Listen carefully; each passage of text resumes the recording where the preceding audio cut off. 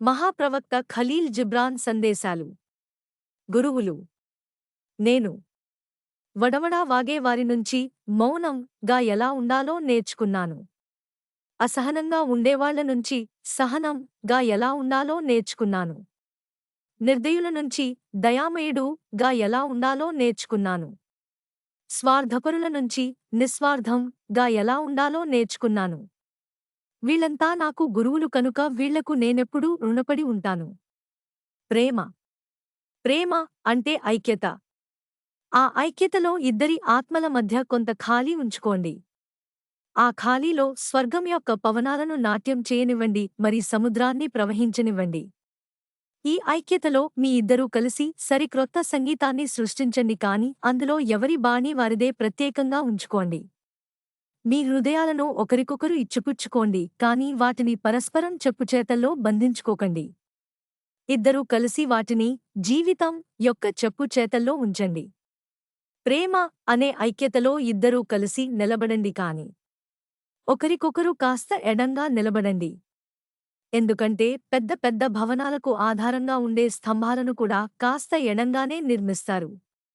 ఒకరికొకరు తోడు నీడగా ఉండండి, కాని నీడలోనే జీవించమని ఇతరులను బలవంత పెట్టకండి. ఎందుకంటే ఎంతో ఎత్తుగా ఎదిగే ఓక్ వృక్షం మరి సైప్రస్ వృక్షం రెండూ ఒకదాని నీడలో ఇంకొకటి పెరగలేవు. ప్రేమ అనే ఐక్యతలో ఒకరి పాత్రలను ఇంకొకరు నింపుకోండి, కాని ఒకరి పాత్రను ఇంకొకరు ఖాళీ చేయడానికి ప్రయత్నించకండి. భయం. మనం జీవితంలో ఎప్పుడూ మనకు తెలియని దాని గురించి తెలుసుకోవడానికి భయపడుతూ ఉంటాం, కాని ఆ భయం చాలా అవసరం. ఆ భయమే లేకపోతే జీవితం స్తబ్దుగా మారి ఉన్న చోటనే నిలిచిపోతుంది. దాంతో మనం మనకు పరిచయం ఉన్న సౌకర్యాలకే పరిమితమైపోయి మన పూర్తి సామర్థ్యాన్ని మరచిపోతాం. నది యొక్క గమ్యం సముద్రం అయినా అది ఆ సముద్రంలో ఐక్యం కావడానికి భయంతో వణికిపోతుంది.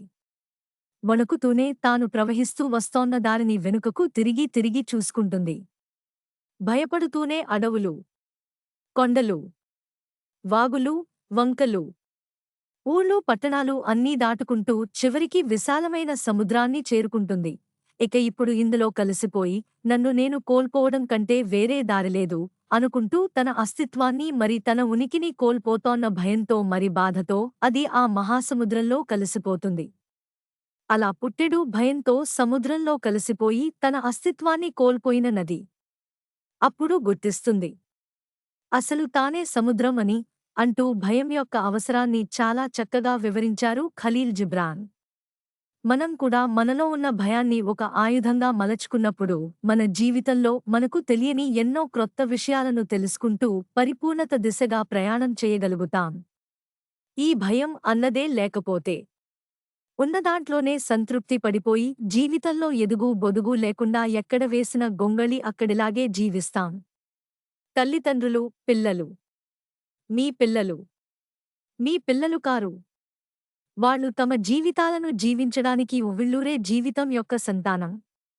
వాళ్ళు మీ ద్వారా వచ్చారే కాని మీ నుంచి కాదు.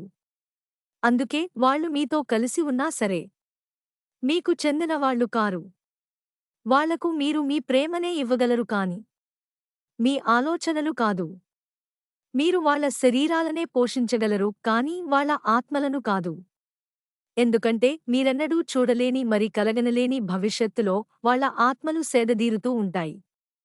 మీరు వాళ్ళలా ఉండడానికి కష్టపడాలే కాని వాళ్ళు మీలా ఉండాలని కోరుకోకూడదు. ఎందుకంటే జీవితం ఎన్నడూ నిన్నటిలోకి ప్రయాణించదు. మీరు భగవంతుడు అనే విలుకాడి చేతిలో విల్లు అయితే మీ పిల్లలు ఆ వింటికి సంధించబడిన బాణాలు. వేటగాడి చేతిలో విల్లు ఎంత బాగా వంగగలిగితే అతడు సంధించే బాణాలు అంత సూటిగా గమ్యాన్ని చేరి లక్ష్యాన్ని ఛేదించగలుగుతాయి. అందుకే భగవంతుడు అనే విలుకాడు లక్ష్యాన్ని చేరుకునే బాణాలను ఎంతగా ప్రేమిస్తాడో అందుకు సహాయం చేసిన విల్లును కూడా అంతే ప్రేమిస్తాడు. కనుక భగవంతుడి చేతిలో విల్లుగా మారినందుకు మిమ్మల్ని మీరు అభినందించుకోండి. ఆంగ్ల మూలం ద ప్రొఫెట్.